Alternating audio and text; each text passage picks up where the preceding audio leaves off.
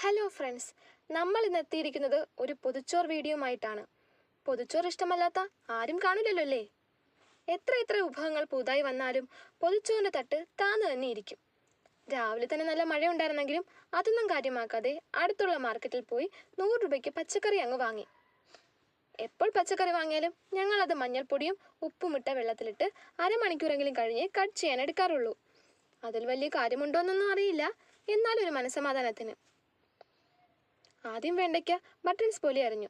പിന്നാലെ സവാള മെഴുക്ക് പുരട്ടാൻ വലിപ്പത്തിന്, കളർഫുൾ തോരത്തിനായി ബീട്രൂട്ടും ക്യാരറ്റും നുറുങ്ങാരി വലിപ്പത്തിന് കുനുകുനി അരിഞ്ഞത്, മുട്ടയ്ക്ക് കൂട്ടിന് തക്കാളിയും ഉള്ളിയും, ഇഞ്ചിയും മുളകും മറക്കണ്ട. കിടക്കണ കിടപ്പ് കണ്ട. അപ്പോഴേക്കും വാഴയിലങ്ങി എത്തിപ്പോയി.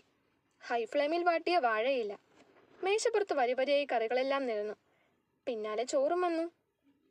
പാകത്തിന് വെന്ത മുത്തുമുത്തു പോലുള്ള വെള്ളച്ചോർ പ്ലേറ്റിൽ നിന്നും ഇലയിലേക്ക് ചാടി.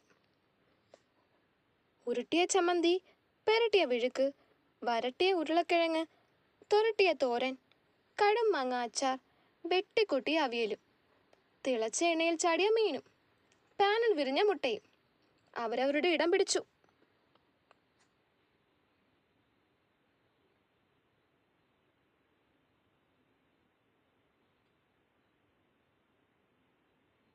ഇനിയൊട്ടും കാത്തു നിൽക്കേണ്ട. ഇടതും വലതും തുമ്പും ബാലും ആകെ മടങ്ങി ഇലയ്ക്കുള്ളിലിരുന്ന് തമ്മിലടിക്കുമ്പോൾ സാക്ഷാൽ പൊതിച്ചോർ റെഡി. ന്യൂസ് പേപ്പറിൽ പൊതിഞ്ഞ് 2 മണിക്കൂർ റെസ്റ്റ് എടുക്കട്ടെ. മണിക്കൂറുകളുടെ കാത്തിരിപ്പിന് ശേഷം പൊതി മെല്ലെ തുറക്കാൻ പോവുക. പൊതി മെല്ലെ തുറന്ന് വാഴയിലയിൽ മല്ലടിക്കുന്നവരെ മോചിപ്പിക്കാൻ നേരമായി. ഇപ്പോൾ വരുന്നൊരു മണം, എൻ്റെ സാറേ!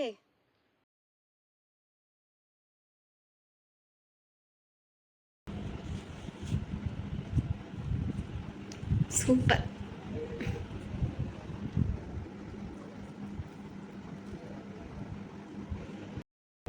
ഹായ്, എങ്ങനെയാണ് നോക്കാം.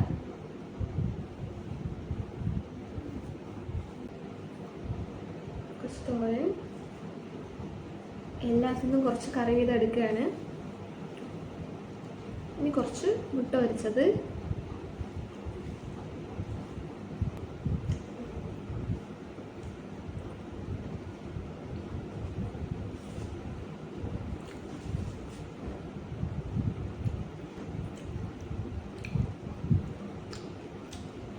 കുറച്ച് മീൻ പൊരിച്ചതും കൂടെ.